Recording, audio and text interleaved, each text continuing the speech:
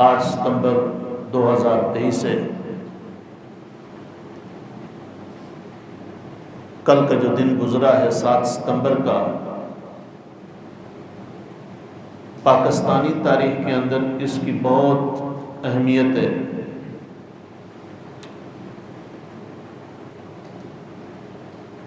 کیونکہ 7 ستمبر وہ دن ہے کہ جس دن کے اندر پاکستان کی نیشنل اسمبلی میں حضور صلی اللہ علیہ وسلم کے جو غدار لوگ ہیں، مرزا قادیانی کے پیروکار، مرزائی احمدی، ان کو متفقہ طور پہ غیر مسلم قرار دیا گیا اور باقاعدہ پاکستان کی نیشنل اسمبلی میں، قومی اسمبلی میں یہ قانون پاس کیا گیا کہ ان کا اسلام سے کوئی تعلق نہیں، اور یہ وہ لوگ ہیں کہ جو مسلمانوں کے شعار جو ہیں، مسلمانوں کی جو اسلام کی علامات چیزیں ہیں، وہ استعمال نہیں کر سکتے۔ اپنی عبادت گاہ کا نام مسجد نہیں رکھ سکتے، اپنے آپ کو مسلمان نہیں کہہ سکتے، اپنے بے فام کے خانہ میں اپنا مذہب اسلام نہیں لکھ سکتے، اور وہ جو مسلمانوں کے حقوق ہیں اور مسلمانوں کی علامتی چیزیں ہیں، ان میں سے کوئی بھی یہ یوز نہیں کر سکتے۔ اور یہ جو قانون پاس ہوا ہے، یہ کوئی ایک دن میں یا بیٹھے بٹھائے نہیں ہو گیا، بلکہ اس کے لیے باقاعدہ قربانیاں دی گئی، اور آپ کو پتہ ہے قربانی اسی معاملے میں دی جاتی ہے جو بہت حساس ہو، جو مسلمانوں کا بنیادی عقیدہ ہو، اور ختم نبوت اسلام کا بنیادی عقیدہ ہے، ریڑھ کی ہڈی ہے۔ اگر ختم نبوت کا عقیدہ نکال دیا جائے تو اسلام کی کوئی بھی چیز بچتی نہیں، اور یہ متفقہ عقیدہ پوری امت کا ہے۔ اور میرے اور آپ کے پیارے نبی صلی اللہ علیہ وسلم کے وصال اور ملال کے بعد سب سے پہلا جو امت کا اجماع ہوا، جس عقیدے پہ، جس نظریے پہ، جس سوچ پہ امت اکٹھی ہوئی، اور امت نے سب سے پہلا اجماع جناب سیدنا ابو بکر صدیق رضی اللہ تعالیٰ عنہ کی معیت میں کیا، وہ عقیدہ ختم نبوت ہے، وہ عقیدہ ختم بولیے نبوت۔ کیونکہ صحابہ کرام جانتے تھے، انہوں نے ڈائریکٹ حضور سے دین سیکھا تھا، بیچ میں کوئی واسطہ نہیں تھا، انہیں پتا تھا کہ عقیدہ ختم نبوت کا تحفظ کیا جائے تو دین کا تحفظ ہوتا ہے، ایمان کا تحفظ ہوتا ہے، اور اگر عقیدہ ختم نبوت کو چھوڑ دیا جائے یا اس میں سستی کی جائے تو بندے کا ایمان ختم ہو جاتا ہے۔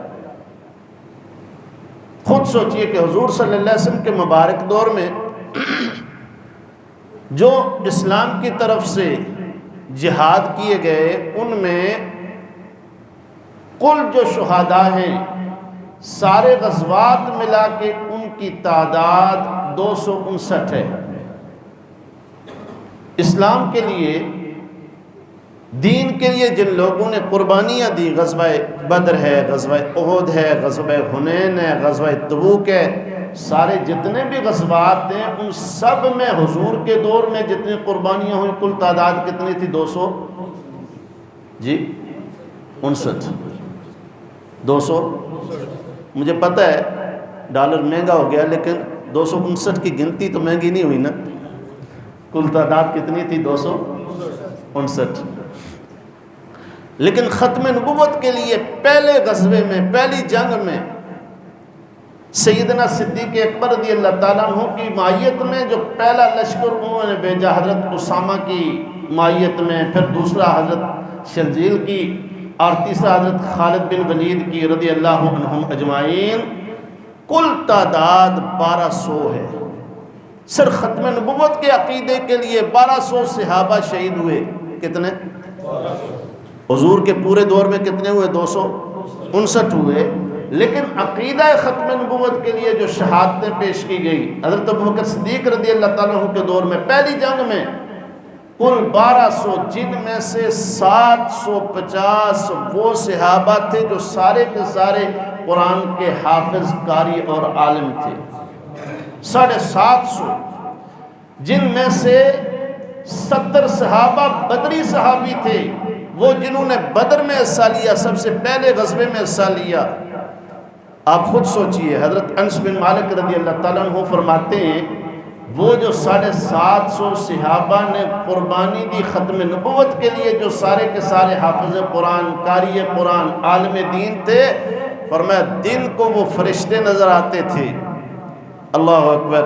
فرمایا دن کو جب ہم دیکھتے تھے گھوڑے کی پشت پہ سواری کر کے وہ جا رہے ہیں قربانی دینے کے لیے، فرمایا فرشتے نظر آتے تھے، اور رات کو ہم دیکھتے تھے تو مصلی کے اوپر کھڑے ہو کے رب کو راضی کرنے میں نظر آتے تھے۔ یعنی دن رات ان کی عبادت میں گزرتی تھی۔ اس سے پتہ چلتا ہے کہ یہ معاملہ اتنا حساس ہے کہ حضور کے دور میں صحابہ کرام نے جتنی قربانی دی اس سے زیادہ قربانی صرف ختم نبوت کے لیے دی گئی کہ مسلمہ کذاب بدبخت نے اعلان نبوت کر دیا تھا۔ اور جب پتہ چلا صحابہ کرام کو تو سب سے پہلے حضرت حبیب بن زید کو بھیجا گیا، جاؤ اس کو دعوت اسلام دو، گمراہ ہو چکا ہے۔ اور حضور صلی اللہ علیہ وسلم نے فرمایا 30 آدمی ایسے آئیں گے، ترمذی شریف کی حدیث ہے، فرمایا جو لوگوں کو بتائیں گے بھئی ہم نعوذ باللہ نبی ہیں، لیکن سارے کے سارے دجال ہوں گے، سارے کے سارے کذاب ہوں گے۔ اب 29 میں سب سے پہلے یہ 2 بندوں نے حضور صلی اللہ علیہ وسلم کی مبارک حیات میں آپ صلی اللہ علیہ وسلم دنیا سے پردہ فرمانے لگے تھے، آپ صلی اللہ علیہ وسلم بیمار تھے تو 2 آدمیوں نے اعلان نبوت کیا تھا، ایک اسود انسی اور دوسرا یہ مسلمہ کذاب۔ مسلمہ کذاب کے پاس حضرت حبیب بن زید جاتے ہیں اور جا کے اسے دعوت اسلام دیتے ہیں کہ حضور صلی اللہ علیہ وسلم آخری نبی ہیں، یہ جو تم نے دجل فریب شروع کیا اس کو چھوڑ دو، آ جاؤ حضور صلی اللہ علیہ وسلم کا کلمہ پڑھ لو، کامیاب ہو جاؤ گے۔ اس بدبخت نے کیا حضرت حبیب رضی اللہ تعالیٰ عنہ کو اپنے سامنے کھڑا کیا، اور جو حواری تھے نا ان سے کہنے لگا حبیب کے جسم کو ٹکڑے کرو، ایک ایک ٹکڑا کرو۔ انگلی کاٹی گئی، یہاں سے کاٹی گئی، پھر ادھر سے کاٹی گئی، پھر ایک انگلی، پھر دوسری، پھر تیسری، پھر چوتھی۔ اللہ اکبر۔ جب جسم کا کوئی بھی عضو کاٹا جاتا پھر پوچھتا بتاؤ حبیب مجھے اللہ کا نبی مانتے ہو یا نہیں؟ حضرت حبیب رضی اللہ تعالیٰ عنہ فرمانے لگے بدبخت، پہلے سے زیادہ مجھے یقین ہو گیا کہ تو جھوٹا ہے، تو کذاب ہے، تو دجال ہے، آخری نبی میرے آقا ہیں، آخری نبی میرے آقا ہیں۔ اس نے کہا میں تمہارا سارا جسم کٹوا دوں گا۔ فرمایا تو سارا جسم کٹوا دے، میری ایک ایک بوٹی سے اعلان ہوگا، ایک ایک بوٹی بول بول کے کہے گی آخری نبی آمنہ کے لال ہیں، تو کذاب ہے، تو دجال ہے، میں تجھے نہیں مانتا۔ یہاں سے ایک بات یہ بھی پتہ چلی کہ اسلام ہر دور میں مظلوم ہے۔ جو اسلام کا نام لینے والے اسلام سے دور ہیں، اندر عقیدہ باطل ہے، وہ ہر دور میں ظالم رہے، مسلمانوں کے اوپر ظلم کرتے رہے، لیکن اسلام نے کبھی کسی پہ ظلم بولیے کبھی نہیں کیا۔ حتیٰ کہ اسلام کا دشمن اگر اس کے در پہ آ جاتا ہے اسلام کے رہبر نے، مسلمانوں کے قائد نے بتا دیا اسے معاف کر دیا کرو۔ اور حضور صلی اللہ علیہ وسلم نے وہ جو جانی دشمن تھے سب سے پہلے جو مکہ سے نکالنے والے، حضور کو اللہ نے فتح دی تو سب کے لیے اعلان معافی کر دیا، فرمایا میں سب کو معاف کرتا ہوں۔ تو خیر بات دوسری طرف نکل جائے گی۔ عرض یہ کر رہا تھا، یہ مسلمہ اس نے لشکر تیار کیا، 22,000 لوگ تیار کیے، اور آپ کو پتہ ہے جو ایسے باطل عقائد والے لوگ ہوتے ہیں ان کو پذیرائی بڑی ملتی ہے، پذیرائی بڑی ملتی ہے، اور جو باطل قوتیں ہوتی ہیں نا وہ انہیں فوراً اٹھا لیتی ہیں، ہاتھوں ہاتھ لے لیتی ہیں۔ دیکھتے نہیں پاکستان میں جو بندہ گندی زبان استعمال کرتا ہے، جو بندہ کچھ غلط بکواس کرتا ہے، ایجنسیاں اسے اٹھا نہیں لیتی، میڈیا اسے کوریج نہیں دیتا، اسے فوراً باہر سے آفر نہیں آ جاتی آ جاؤ بھائی۔ تو آج بہت سارے لوگ ایسے ہیں جو صرف پبلسٹی کے لیے، بہت سارے لوگ ایسے ہیں جو ذاتی منفعت کے لیے یا بیرون ملک جانے کے لیے اسلام کے خلاف بکواس کرتے ہیں، حالانکہ انہیں نہیں پتا کہ یہ بکواس ہمیں کتنا مہنگا پڑے گا۔ دنیا عارضی ہاتھ میں آ جائے گی لیکن ہمیشہ کے لیے ناکامی ہمارا مقدر بن جائے گی۔ اللہ ہم سب کے ایمانوں کی حفاظت فرمائے۔ اس نے 22,000 کا لشکر تیار کیا۔ حضرت ابوبکر صدیق رضی اللہ تعالیٰ عنہ کو پتہ چلا، حضرت ابوبکر صدیق رضی اللہ تعالیٰ عنہ نے 12,000 کا لشکر تیار کیا اور فرمایا جاؤ بھائی تم حضور صلی اللہ علیہ وسلم کی ختم نبوت کا پہرا دینا ہے، اس فتنے کی سرکوبی کرنی ہے، جڑ سے اس کو کاٹنا ہے۔ 12,000 صحابہ کرام گئے، اور جس میں نے آپ کو عرض کیا ہے پہلے کہ 1200 جن میں سے شہید ہوئے، جن میں 750 حافظ قرآن تھے، 70 صحابہ وہ تھے جو بدری تھے، انہوں نے جا کے اس کے ساتھ جنگ کی، حتیٰ کہ جو وحشی جنہوں نے حضرت حمزہ کو شہید کیا تھا، فتح مکہ کے دن مسلمان بھی ہوئے، وہ کہتے ہیں میں نے رو رو کے اللہ سے دعا کی، یا اللہ جس طرح تیرے نبی کا محبوب چچا مجھ سے شہید ہو گیا تھا، یا اللہ تیرے نبی کا یہ جو دشمن ہے نا، آج مجھے توفیق دے کہ میں اس کو قلع کما کر سکوں، اس کو فی النار و سقر کر سکوں۔ فرمایا اللہ نے پھر مجھے توفیق دی کہ وہ بدبخت جس نے اعلان نبوت کیا تھا، میں وحشی نے اس کا گلا کاٹ دیا۔ اور خواب میں پھر حضور کی زیارت ہوئی، حضور نے فرمایا وحشی میں بھی تجھ سے راضی ہوں، میرا رب بھی تجھ سے راضی ہے۔ پھر اس کے بعد اسود انسی تھا، اس بدبخت نے بھی اعلان نبوت کیا۔ حضور صلی اللہ علیہ وسلم بیمار ہیں، آخری وقت ہے آپ صلی اللہ علیہ وسلم کا، آپ صلی اللہ علیہ وسلم دنیا سے جا رہے ہیں، آپ صلی اللہ علیہ وسلم فرمائے میرا دل کرتا ہے اس بدبخت کو جس نے جھوٹا اعلان نبوت کیا ہے اس کو بھی کوئی ٹھکانے لگا دے۔ حضرت فیروز دہلوی رضی اللہ تعالیٰ عنہ ہیں، وہ کہتے ہیں یا رسول اللہ میں جاتا ہوں، اور حضور صلی اللہ علیہ وسلم آخری سانس لے رہے ہیں، حضور تک خبر پہنچی کہ حضرت فیروز دہلوی نے اسود انسی جو ہے اس کو قتل کر دیا۔ حضور صلی اللہ علیہ وسلم فرمایا فیروز کو اللہ رب العزت نے کامیاب کر دیا، ہمیشہ کے لیے فیروز کامیاب ہو گیا۔ اور یہ جو اسود انسی ہے اس بدبخت نے کیا کیا، اس نے راہ چلتے ہوئے حضور صلی اللہ علیہ وسلم کے ماننے والے ایک سچے مسلمان تھے جن کا نام تھا ابو مسلم خولانی، اس کو اس نے قید کر لیا۔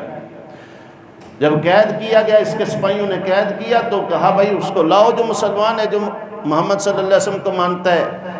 حضرت ابو مسلم رضی اللہ تعالیٰ عنہ کو پیش کیا جاتا ہے، یہ کہتا ہے بھائی تم میں نے سنا ہے محمد صلی اللہ علیہ وسلم کو مانتے ہو اللہ کا نبی؟ فرمایا ہاں مانتا ہوں۔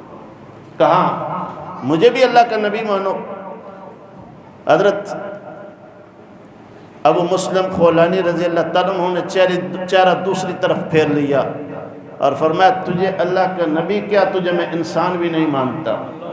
جو اللہ کے نبی کے بعد اعلان نبوت کرے، اللہ کے نبی کے بعد اپنے آپ کو اس اتنے بڑے منصب پہ فائز کرے کہ اللہ کے نبی نے فرمایا میں اللہ کا رسول ہوں، آخری نبی ہوں، فرمایا اس کو انسان بھی نہیں میں مانتا۔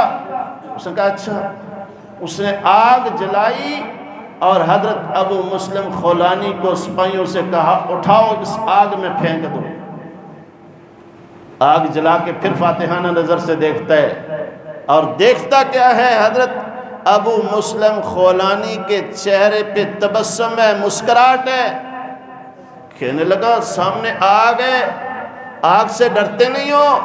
کہا نہیں، میں نے جس نبی کا کلمہ پڑھا ہے اس نبی کا کلمہ پڑھنے کے بعد آگ سے بھی ڈر نہیں لگتا، سوائے اپنے رب سے کسی اور چیز سے ڈر بولیے ناراض تو نہیں ہو گیا گھر سے بول لیں. کبھی کبھی ختم نبوت کا مسئلہ یا کوئی ایسا حساس مسئلہ ہو بولا کریں، اپنے ایمان کا اظہار کیا کریں. فرمایا جس وقت ہم نے رب کا کلمہ پڑھ لیا ہے، محمد صلی اللہ علیہ وسلم کے ہاتھ میں ہاتھ دے دیا، ہمیں آگ سے ڈر کسی چیز سے ڈر نہیں لگتا. اٹھایا آگ میں پھینکا، آگ ساری کی ساری جل رہی ہے اور حضرت ابو مسلم خولانی بیچ میں مزے سے بیٹھے ہوئے ہیں. اس کے جتنے حواری تھے انہوں نے دیکھا، کہنے لگے غضب ہو گیا، آگ کا کام ہے جلانا لیکن اسے جلا نہیں رہی، یہ تو بیچ میں بیٹھ کے آخری نبی پہ کلمہ پڑھ رہا ہے، اس کا درود پڑھ رہا ہے، اس کے اوپر درود و سلام بھیج رہا ہے. اور میں جلدی کرو اسے اٹھاؤ اور اپنے ملک سے نکال دو، اس سے پہلے کہ لوگ دیکھیں، لوگوں کو پتہ چلے، سارے کلمہ پڑھ کے محمد کے غلام بن جائیں گے. اب یہ نکلتے ہیں یمن سے، گھوڑے کے اوپر بیٹھتے ہیں، باہر نکل کے سیدھے مدینہ طیبہ میں آتے ہیں. حضرت ابوبکر صدیق کا دور ہے، حضرت عمر فاروق رضی اللہ تعالیٰ عنہ فجر کی نماز پڑھنے آتے ہیں. دیکھا باہر ایک اجنبی ہے، مسافر ہے، گھوڑے سے اترا ہے اور آ کے سیدھا اس نے سنتیں پڑھی ہیں. حضرت عمر پاس بیٹھے جا کے کہنے لگے بھائی کہاں سے آئے ہو؟ کہا یمن سے آیا ہوں. کہا ابو مسلم خولانی ہو؟ خاموش ہو گئے. دوسری دفعہ پھر پوچھا، خاموش ہو گئے. تیسری دفعہ حضرت عمر فرمانے لگے بھائی بتاؤ تو صحیح نا، یمن میں وہ جو اسود انسی نے آگ جلائی ہے اس میں جو بندہ تھا اس کا نام کیا تھا؟ تو یہ ان کی کنیت تھی ابو مسلم خولانی، نام اصل تھا عبداللہ بن ثوب. کہنے لگے اس کا نام عبداللہ بن ثوب ہے. کہا تم وہی ہو نا؟ خاموش ہو گئے، چہرہ نیچے کر لیا. حضرت عمر نے بازو سے پکڑ کے کھڑا کیا، سینے سے لگایا، پیشانی پکڑی. فرمایا تم دیر سے آئے ہو، رات کو سارا ماجرا میں نے خواب میں دیکھ لیا ہے. فرمایا تجھ پہ لاکھوں کروڑوں درود و سلام ہو. اور پھر بازو سے پکڑ کے فجر کی نماز میں اپنے پاس کھڑا کیا. اور جس وقت حضرت ابوبکر صدیق رضی اللہ تعالیٰ عنہ نے نماز پڑھائی، اس کے بعد ابوبکر صدیق کے پاس چلے گئے. اب دائیں حضرت عمر بیٹھے ہیں، بائیں حضرت ابوبکر بیٹھے ہیں، بیچ میں اسے بٹھایا اور حضرت عمر نے اعلان کیا لوگوں دیکھو، جس آنکھ نے آج دیکھنا ہے وہ جو سیدنا ابراہیم علیہ السلام پہ آگ گلزار ہوئی تھی، اللہ نے حضور کے اس غلام کو بھی اسی طرح آگ سے بچایا ہے. یہ حضور کی ختم نبوت کی برکت ہے کہ اس بندے نے حضور کی ختم نبوت کے لیے قربانی دی. اللہ نے ہمیشہ کے لیے سب کو بتا دیا کہ جو حضور کی ختم نبوت کے لیے قربانی دیتا ہے اللہ کے ہاں اس کا کتنا مقام ہے کہ دنیا کی آگ بھی اسے جلا نہیں سکتی، آخرت کی آگ بھی اسے جلا نہیں سکتی. اور یہ جو ختم نبوت کا عقیدہ ہے یہ متفقہ عقیدہ ہے. قرآن پاک میں 100 آیات ایسی ہیں، 100 آیات جن میں اللہ رب العزت نے اس عقیدے کو بیان کیا ہے، اور سینکڑوں احادیث میں وضاحت کے ساتھ، صراحت کے ساتھ یہ عقیدہ بیان ہوا ہے. سب سے پہلا صفحہ آپ قرآن پاک کا پڑھتے ہیں، جس میں پڑھتے آتے ہیں تو کیا پڑھتے ہیں؟ والذین یؤمنون بما انزل الیک وما انزل من قبلک وبالآخرۃ ھم یوقنون، کہ میں ایمان لایا اس پر کہ جو اللہ رب العزت نے حضور صلی اللہ علیہ وسلم پہ نازل کیا قرآن، اور اس سے پہلے جتنی کتابیں نازل ہوئیں ان سب پہ، اور جس وقت ساری پہلی کتابوں کا اعلان کر لیا اس کے بعد یہ نہیں فرمایا من بعدی کا، اس کے بعد بھی کوئی کتاب آئے گی، نہیں، انزل من قبلی کا وبالآخرۃ ھم یوقنون، اس سے پہلے ساری کتابوں پہ ایمان لایا. اب جو قرآن اترا اس پہ، اس قرآن کے اترنے کے بعد کوئی نہ نبی ہے نہ کوئی کتاب ہے. وبالآخرۃ ھم یوقنون، اس کے بعد کیا ہے؟ آخرت ہے. اب حضور صلی اللہ علیہ وسلم کی ختم نبوت کو اللہ نے بیان کیا، فرمایا ما کان محمد ابا احد من رجالکم. یہ آیت کب نازل ہوئی؟ حضور صلی اللہ علیہ وسلم کے منہ بولے بیٹے ہیں جن کا نام زید بن حارثہ ہے، حضور صلی اللہ علیہ وسلم کے پاس آئے، گھر سے کھو چکے تھے، بکتے بکاتے حضور کے پاس آ گئے. حضرت خدیجہ نے خریدا، آزاد کر دیا، حضور نے اپنے پاس رکھا۔ ملک شام میں ان کے والد کو پتہ چلا کہ زید ہمارا بیٹا مکہ میں ہے، تو وہ دوڑتے ہوئے مکہ میں آئے، اپنے ساتھ بھائی کو لائے، بیٹے کو لائے، اور آ کے حضور صلی اللہ علیہ وسلم کے پاس آ کے روتے ہوئے عرض کرنے لگے، آقا ہمیں پتہ چلا ہے آپ کے پاس ہمارا بیٹا ہے، رو رو کے اس کی ماں نڈال ہو گئی ہے، اس کی آنکھوں میں سفیدی آ گئی ہے، آپ ہمیں ہمارے بچے کو واپس لوٹا دیں۔ حضرت زید بازار گئے ہوئے تھے کوئی سامان لینے، حضور صلی اللہ علیہ وسلم فرمایا زید آ جاتا ہے، میں اس سے پوچھتا ہوں، اگر وہ راضی ہو جائے تو آپ کے ساتھ بھیج دوں گا، اور اگر جانے کے لیے تیار نہ ہو تو میں محمد اس پہ سختی نہیں کروں گا، جیسے اس کی مرضی ہوگی۔ حضرت زید آ جاتے ہیں، آ کے حضور نے جس کام کے لیے بھیجا تھا وہ بتایا۔ حضور نے فرمایا یہ جو سامنے 3 بندے بیٹھے انہیں جانتے ہو؟ یا رسول اللہ جانتا ہوں، یہ میرے والد صاحب ہیں، یہ میرے بھائی ہیں، یہ میرے چچا ہیں، ملو ان سے۔ ملے، ملنے کے بعد حضور صلی اللہ علیہ وسلم فرمایا زید تمہیں پتہ ہے یہ تمہیں لینے آئے ہیں، یہ تمہیں لینے آئے ہیں، بلا رہے ہیں۔ زید کے والد حضرت حارثہ کہنے لگے، ارے بیٹا تیری ماں کی آنکھیں رو رو کے سفید ہو گئی ہیں، نڈال ہے وہ، جلدی کرو چلو، میں تمہیں ممتا کی چھاؤں میں لے جاؤں، ماں سے ملو، ماں کی آنکھیں ٹھنڈی کرو، تم بھی خوش ہو، اپنے گھر چلو۔ حضرت زید کہنے لگے ابا آپ سے ملاقات ہو گئی ہے نا، بابا بھائی سے بھی ملاقات ہو گئی، چچا سے بھی، اللہ نے چاہا ماں سے بھی ہو جائے گی، لیکن میں محمد کا در چھوڑ کے اب کہیں نہیں جا سکتا۔ جتنا سکون محمد کے گھر میں ملا ہے، محمد صلی اللہ علیہ وسلم کے گھر میں جتنی شفقت ملی ہے، پیار ملا ہے، اے بابا وہ تیرے گھر میں بھی نہیں ملا، وہ اپنی ماں کی ممتا میں بھی نہیں ملا، جو رحمت شفقت حضور کے پاس ملی۔ والد دیکھ کے حیران ہو گیا، کہنے لگا ارے بیٹا ماں کی ممتا کو چھوڑ کے، باپ کی پدری محبت کو چھوڑ کے غلامی پہ ترجیح دے رہے ہو؟ فرمایا محمد کی غلامی ایسی ہے کہ جس کے ہزاروں غلامیاں قربان کی جا سکتی ہیں، اس غلامی کو میں نہیں چھوڑ سکتا۔ حضور صلی اللہ علیہ وسلم فرمایا حارثہ پریشان نہ ہو، آج کے بعد یہ زید بن حارثہ نہیں زید بن محمد ہے، اسے میں منہ بولا بیٹا بناتا ہوں، ارے زید آج کے بعد تم میرے بیٹے ہو۔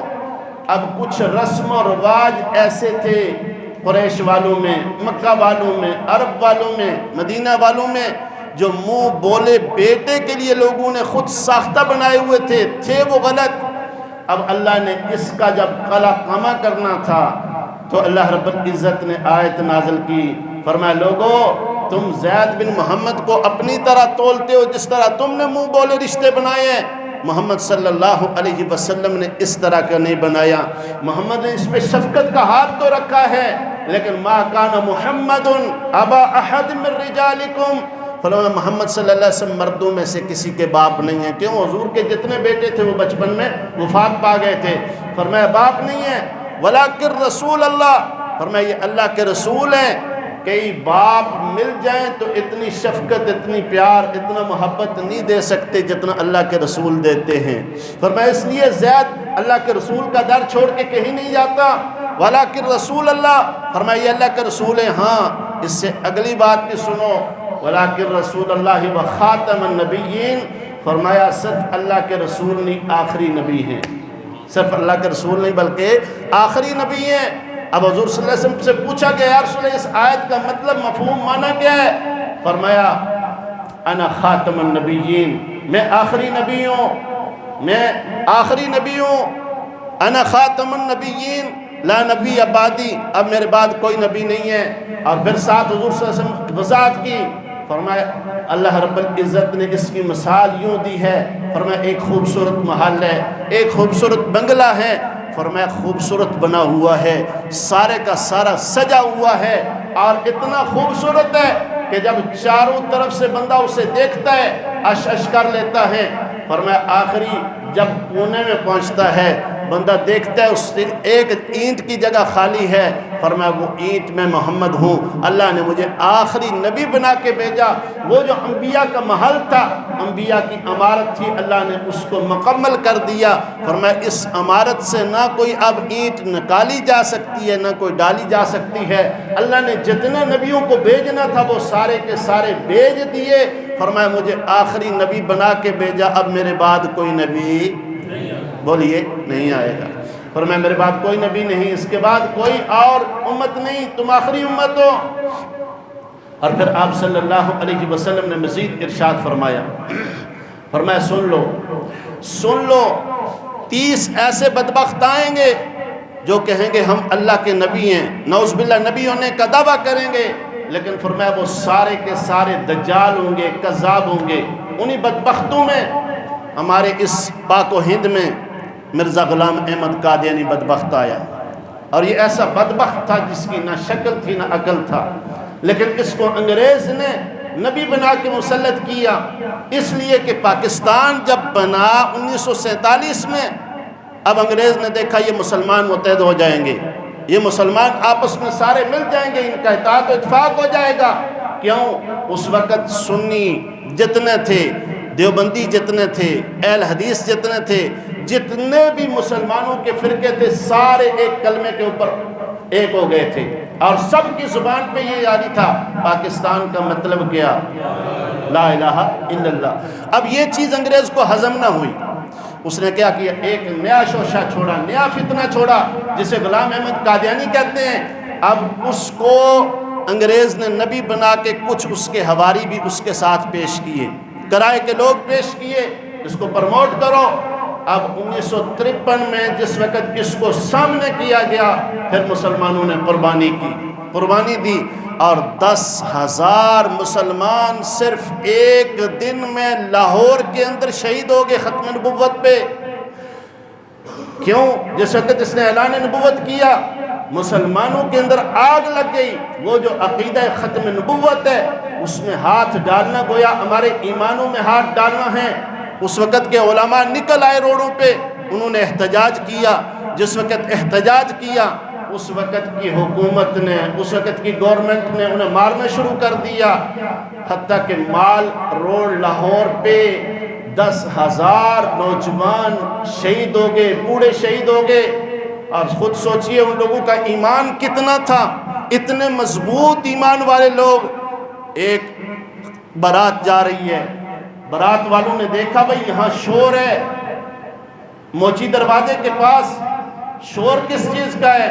کہا مسلمان ختم نبوت کے عقیدے کے لیے قربانیاں دے رہے ہیں۔ اب اس بارات کے اندر بوڑھی ماں موجود ہے، اس نے اپنے جوان بیٹے کو بلا کے کہنے لگی بیٹا ادھر میرے قریب آؤ۔ اس کا سینہ کھولا، اوپر سے 2 بٹن کھولے، اس کی پیشانی کو بوسہ دیا اور کہنے لگی بیٹا میں نے تجھے پالا تھا، اور پھر رات کو ہی میں نے خواب دیکھا ہے کہ تو آج کے دن ختم نبوت کے لیے قربانی دیتا ہے، حور کے ساتھ تیرا نکاح ہوتا ہے۔ ارے بیٹا بارات چھوڑو، جاؤ ختم نبوت کے لیے قربانی دو، اور قربانی دے کے جانا، حضور کو جا کے میرا سلام کہنا۔ ایسا ہی ہوا کہ وہ دلہا جس وقت جاتا ہے، سامنے گولیوں کی تڑتڑاہٹ کی آواز آتی ہے، سینے کے اندر 2 گولیاں لگتی ہیں، شہید ہو جاتا ہے۔ وہ بوڑھی اماں آسمان کی طرف دیکھتی ہے اور کہتی ہے الحمدللہ اللہ نے میرے بیٹی کی قربانی قبول کر لی۔ ایک بوڑھا ہے 6 سال کا، اس کا یتیم پوتا ہے، اسے سینے سے لگایا ہوا ہے، بوڑھے کی زبان پہ یہ جملے جاری ہیں، تاجدار ختم نبوت، وہ 6 سال کا بچہ، بوڑھے نے اس کو سکھایا تم نے کہنا ہے زندہ باد زندہ باد۔ اب یہ بوڑھا اپنی زبان سے کہتا ہے تاجدار ختم نبوت، 2 دفعہ کہیں، بلند آواز سے کہیں تاجدار ختم نبوت۔ اب وہ بچہ کہتا ہے زندہ باد زندہ باد۔ سامنے سے گولیاں چل رہی ہیں، بوڑھا کہتا ہے یا اللہ میری شہادت کو بھی قبول فرما، میرے اس پوتے کو بھی قبول فرما۔ پہلے گولی آتی ہے، 6 سال کے بچے کو لگتی ہے، تڑپ کے جان دے دیتا ہے۔ یہ بوڑھا کہتا ہے اے بچے تو نے پہل کر دی ہے، جانا جا کے میرے آقا کو میری طرف سے سلام کہنا۔ میرے بھائیوں اور دوستوں تڑپ جاتی ہے، وہاں ایک عیسائی کھڑا ہے، اس نے دیکھا، اس نے فوراً کلمہ پڑھا، کہا یہ محبت میں نے آج تک کسی سے نہیں دیکھی جو یہ دیوانے محمد صلی اللہ علیہ وسلم کے ساتھ کرتے ہیں، جو 1400 سال بعد اتنی محبت کرتے ہیں۔ حضور کے صحابہ حضور سے کتنی محبت کرتے ہوں گے۔ ایک نوجوان ہے، کالج پڑھنے کے لیے آیا ہے، جلوس میں شریک ہو گیا، کتابیں اٹھائی ہوئی ہیں، سینے سے لگائی ہوئی ہیں، گولی لگتی ہے ٹانگ میں، کہنے لگا ارے مجھے تم نے ٹانگ میں گولی ماری ہے، میری ٹانگ بھی نبی کی غلام ہے، میرے سینے میں گولی مارو، سینے میں عشق رسول ہے۔